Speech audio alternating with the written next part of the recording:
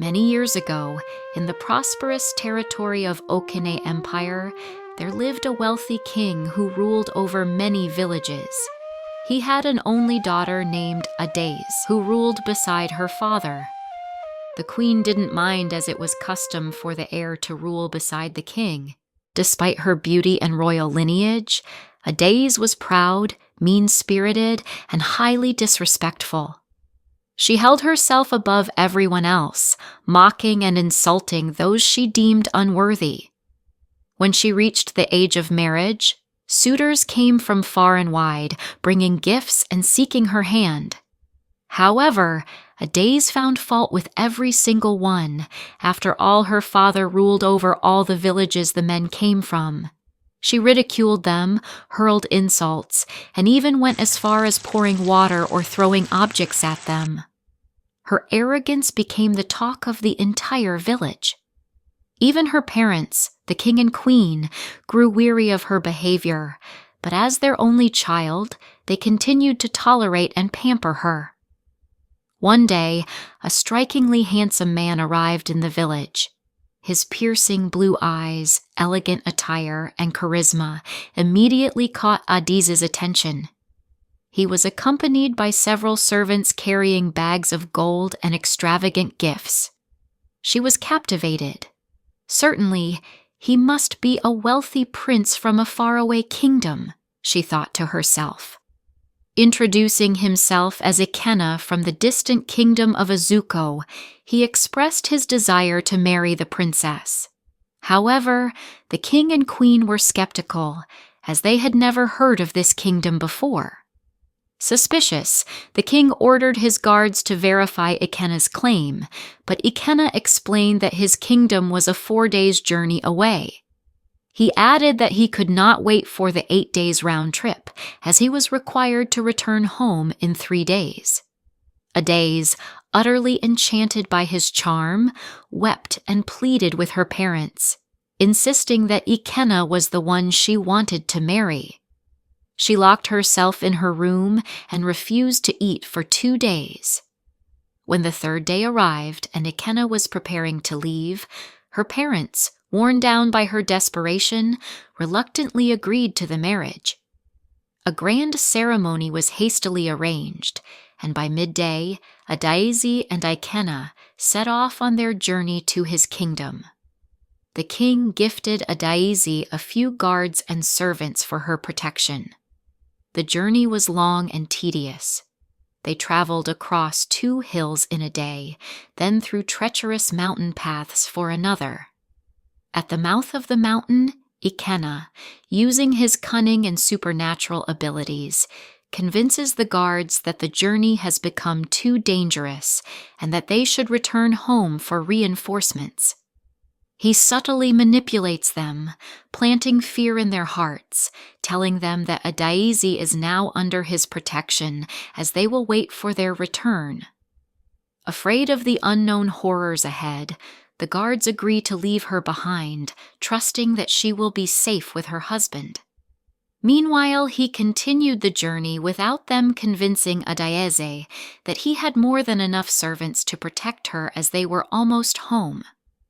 After 2 days in a scorching desert, Adais, exhausted and impatient, turned to Ikenna. "My husband, are we not there yet?" she asked, her voice laced with irritation. Ikenna smiled reassuringly. "My love, we missed a shorter path, but we are almost home."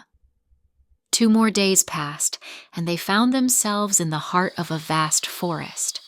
The towering trees loomed over them, their twisted branches forming dark silhouettes against the sky. The air was thick with an unsettling silence. Adaisi's patience snapped. Her real nature resurfaced, and she began shouting at Ikenna and his servants angrily. "What nonsense is this? I am tired. Why should it take this long? I could only now imagine how this useless kingdom will look like. In fact, I don't want this anymore. Take me back home now, or my father will deal with all of you." At that moment, something strange happened. Ikenna's servant stopped walking and turned toward her and said, "Now that's the Princess Adaze we heard of." They all started laughing. Shocked, she asked, "What is funny?" A chilling laughter filled the air as, one by one, they vanished into thin air. Terror gripped Adaze as she fell to the ground, trembling. Ikenna, now standing alone before her, let out a sinister chuckle. "We are home, my dear." His voice deepened as his body began to transform. The handsome man she had admired melted away, leaving only a floating, bodiless head. Adaezi's breath caught in her throat. No, this isn't real!" "Oh, but it is!" Ikenna's head hissed.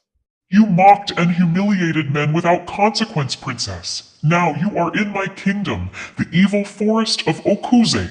Realization struck her like a thunderbolt.